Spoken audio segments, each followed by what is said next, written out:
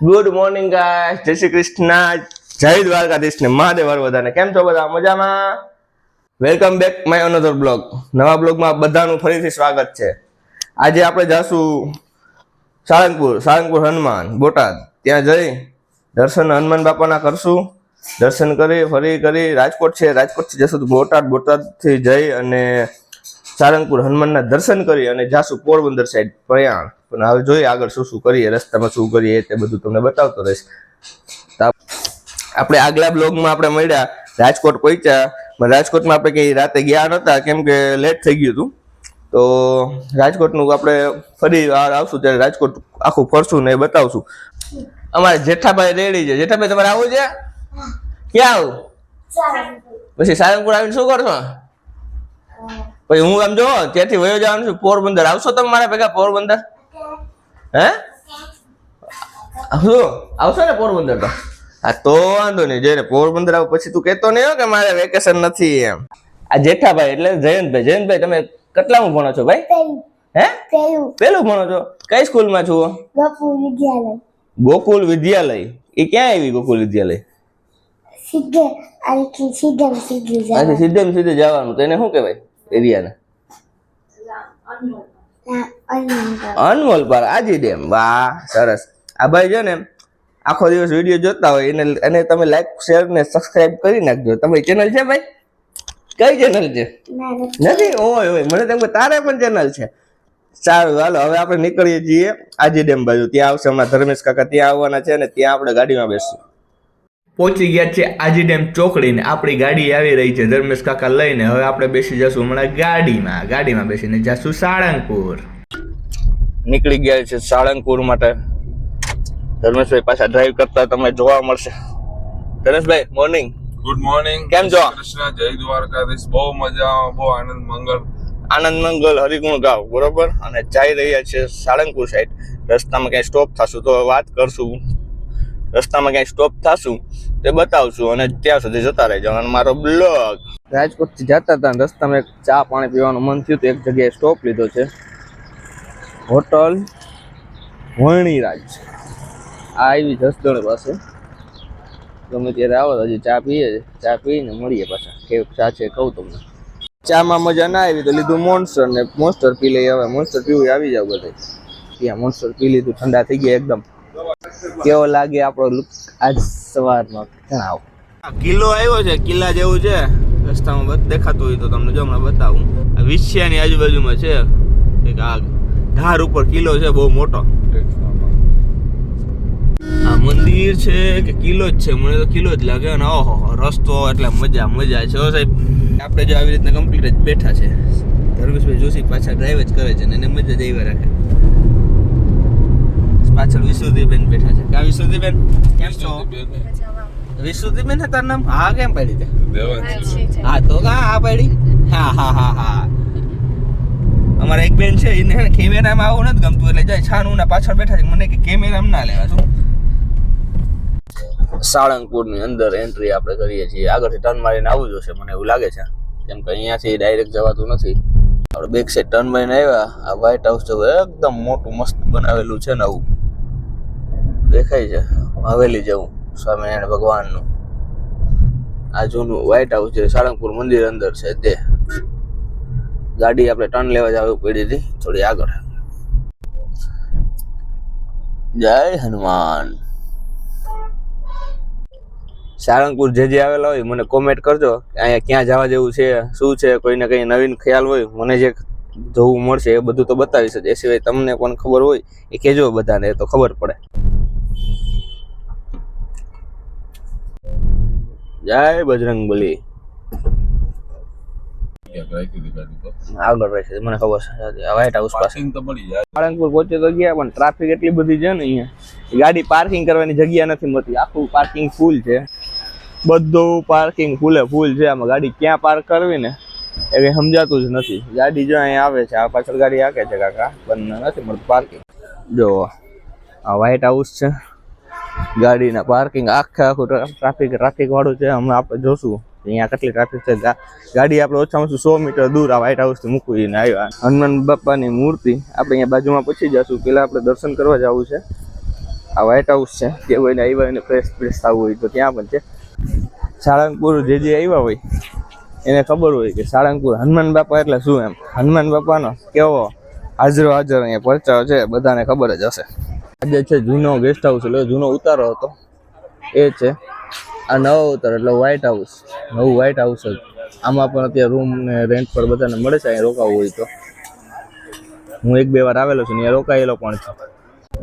મંદિર આવીને થઈ ગયા છે ફ્રેશ, હવે દર્શન કરવા જાય છે. જો દર્શનમાં કરવા દેતા હશે, કેમેરો એલાઉડ હશે મોબાઈલ તો તમને દર્શન કરાવીશ, બાકી બારોબારથી દર્શન કરાવીશ બધાને. કષ્ટભંજન દેવનું મંદિર.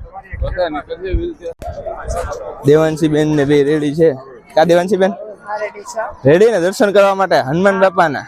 હા હા, બસ હવે જોયા હનુમાન બાપાના દર્શનમાં કેવી ટ્રાફિક છે. બરોબર. જય કષ્ટભંજન દેવ મારા હનુમાનજી મહારાજ. હનુમાનજી મહારાજ નું મંદિર બેક સાઈડ થી ચપ્પલ બૂટ બરાબર ઉતારવાના. આંગણમાં ટ્રાફિક એટલે કે બહુ બધી ટ્રાફિક છે, આપ જોઈ શકો છો કેવી ટ્રાફિક છે. હનુમાન બાપાની ધજાના દર્શન કરો બધા. સાહેબ મેં પહેલી વાર જયારે સાળંગપુર આવ્યો હતો ને ત્યારે આટલી કઈ ટ્રાફિક થતી પણ નહીં. છેલ્લા 5-10 વર્ષથી ટ્રાફિક એટલી બધી વધી ગઈ છે સાળંગપુરમાં. અને ત્યાં તો આટલું બધું હતું નહીં. આ મંદિરની પાછળની સાઈડમાં મકાનો ટાઈપના હતા, બિલ્ડિંગો, ત્યાં રહેતા બધા માણસો. અને આ જો નવી પાછળ ભોજનાલય બની છે, બતાવનેલી છે નવી ભોજનાલય છે. આ બધા ગેજેપો અને બાંધે છે, કેમ કે હવે તડકો આવે છે તો બધાને છાયા માટે એવું બધું રાખશે. અને આ મંદિરની આગળની સાઈડથી દર્શન કરો. આપણે અંદર જવાનો વારો આવે ત્યારે જાશું દર્શન કરવા. એ પેલા આટલો જે દર્શન થાય છે એ જઈ શકો આપ. દર્શન જે કરી રહ્યો અહીંયા બધા અંદર ઓફિસો, કાર્યાલયો ને બધું છે. સામે પ્રસાદ ઘર છે.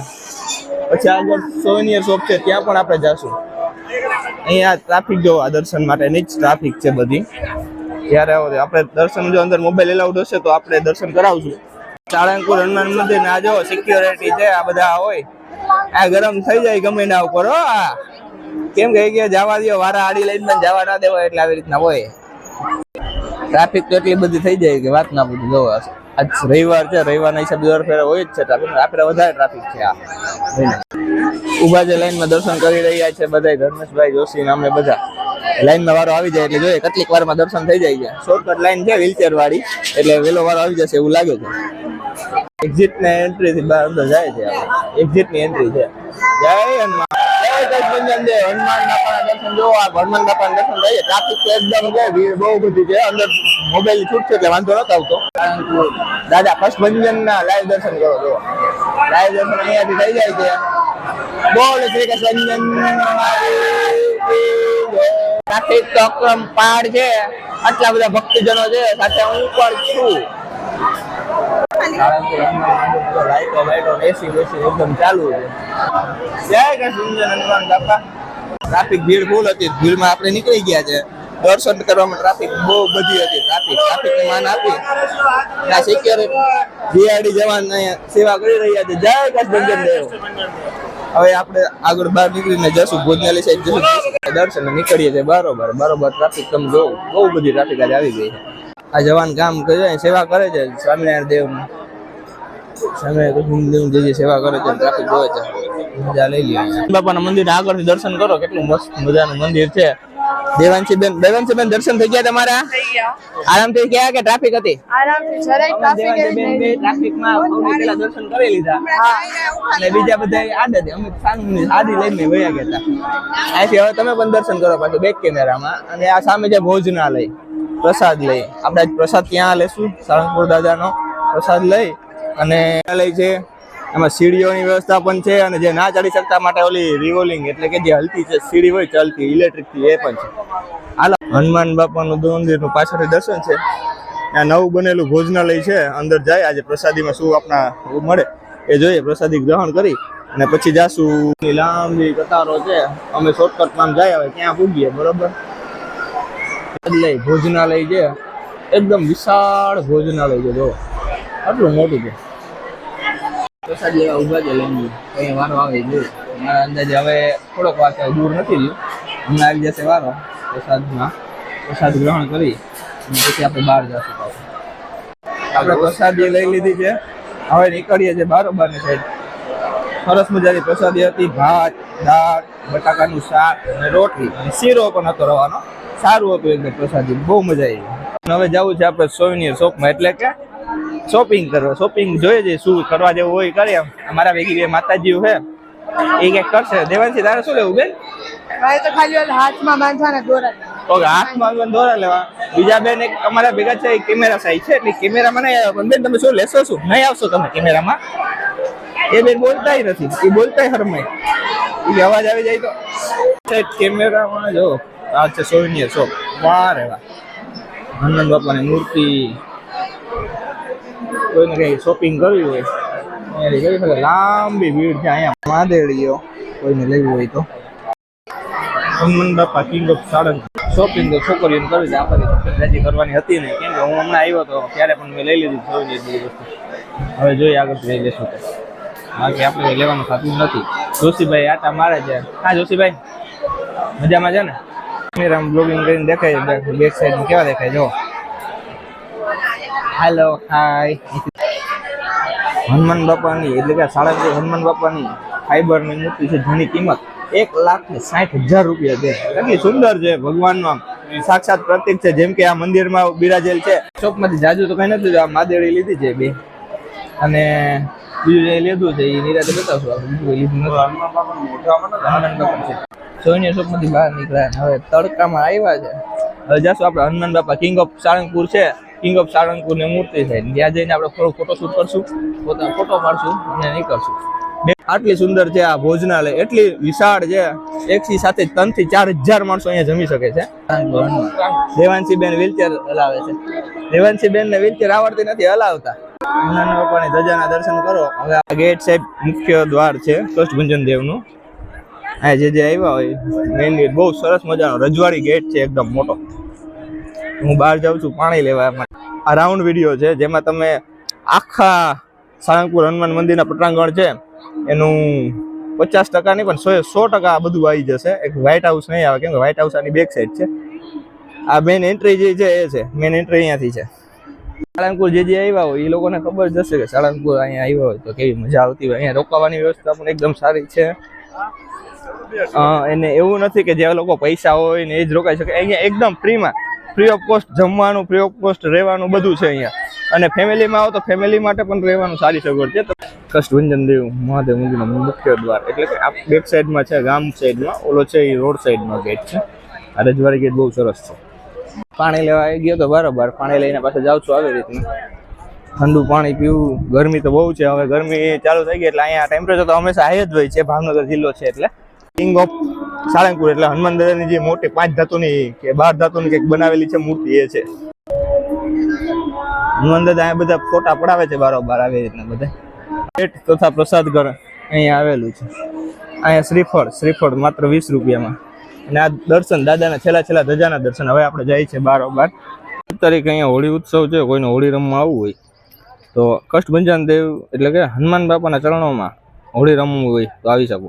કિંગ ઓફ સાળંગપુર, સરસ મજાની મૂર્તિ, કેટલી વિશાળ મૂર્તિ છે. આપ જો સાળંગપુર મૂર્તિ પાછળ જોવો છો, કષ્ટભંજન દેવની કિંગ ઓફ સાળંગપુર જે મૂર્તિ બનાવેલી છે 5 ધાતુની, કેટલી મોટી છે. તમને બેક કેમેરામાં બતાવું, આખી મૂર્તિ પણ બતાવું ને હું પણ આવી ગયો મૂર્તિમાં. આ બેક સાઈડ આખા રિવ્યુ બતાવું. પાછળની સાઈડ છે મંદિર અહીંયા છે.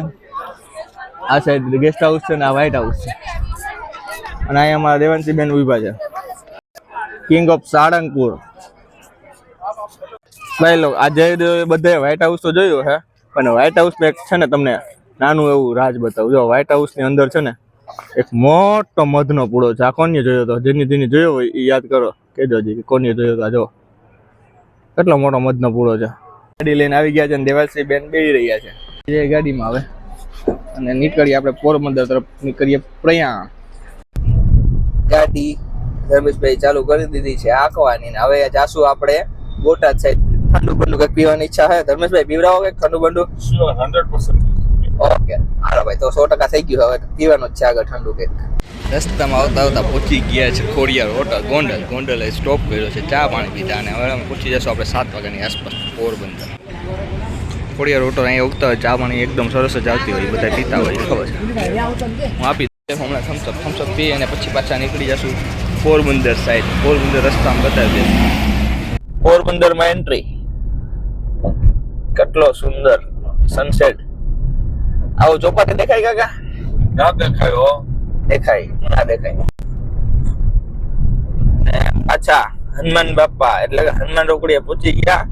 હનુમાન બાપાના ફરી કાલે ગયા ત્યારે પણ દર્શન કરી ગયા ઓન કાર. અત્યારે પણ દર્શન કરી સનસેટ જોઈ. અને એવું થોડું કે સનસેટ ખાલી ચોપાટી ને બ્રિજ ઉપરથી જ દેખાય. અમારે જુબેલી ને રસ્તે દેખાય સનસેટ. જોવો જઈએ. ગેસ ઘરે પહોંચી ગયા છે અને જોઈ રહ્યા છે ક્રિકેટ. રોહિત પાજી માર્યો છક્કો. રોહિત પાજીના છક્કા જોવો આજે. રોહિત પાજીના છક્કા બહુ મજા આવે છે ચેમ્પિયનશિપ જોવાની. આ જોવો રોહિત આપણા યુવરાજભાઈ ની બેન રોહિત કોહલી. રોકો ટ્રોફી દે છક્કો દે ચોકો 4 રન. सारे जहां से अच्छा हिंदुस्तान हमारा हो भाई. કે ક્રિકેટ રોહિત પાજી રમે છે ને જોરદાર. આમ જ રમવાના છે. રોહિત પાજી રમે છે ને જોયા રાખવાની મજા પણ આવે છે. આજે જીતવાનું ફાઇનલ છે. અરે વાહ પાછો ચોક્કો. 4 રન જવાના હતા પણ રહી ગયા. કઈ વાંધો નહીં શ્રેયસભાઈ બરોબર છે. જીવાબેન પણ ક્રિકેટ જોવે છે ને એને પણ મજા આવે છે ક્રિકેટ જોવાની. કા જીવાબેન? જીવા જીતવા માટે તૈયાર છે. હા 83 કરોડ વ્યૂ છે આજે જીઓ સિનેમામાં. બોલ ચોક્કો કે છક્કો અને જીત ફાઇનલ જીતી ગયા. આજ આપણે જ્યારે મેચ ચાલુ કર્યો કીધું આજે ઇન્ડિયાને જીતાવીને પછી જ આપણે બ્લોગનો પૂરો કરવાનો છે. વાહ જડેજા વાહ. જડેજા હોય કે જો જડેજાના ગોલ. ચાલો ગાઈસ હવે જય શ્રી કૃષ્ણ, જય દ્વારકાધીશ, મહાદેવ હર બધાને. આજે ક્રિકેટ પૂરો થઈ ગયો છે. આપણે ટ્રોફી જીતી લીધી છે. જેમ હનુમાન બાપાના આપણે દર્શન કરવા ગયા હતા કષ્ટભજન સાળંગપુરના, એ બ્લોગમાં જોયો. અને છતાં રસ્તામાં આવતા આખો મેચ પણ જોયો છે ને મજા પણ આવી છે. હવે આપણે મળશું એક નવા બ્લોગમાં નેક્સ્ટ. આજ સુધી ત્યાં સુધી મારા બ્લોગ જોતા રહેજો. અને હા શું ભૂલવાનું નથી, લાઈક શેર અને સબસ્ક્રાઈબ ભૂલતા નહીં હો મિત્રો. જય દ્વારકાધીશ ને મહાદેવ હર બધાને. Bye bye. મળશું હવે નવા બ્લોગમાં. ત્યાં સુધી બાય બાય.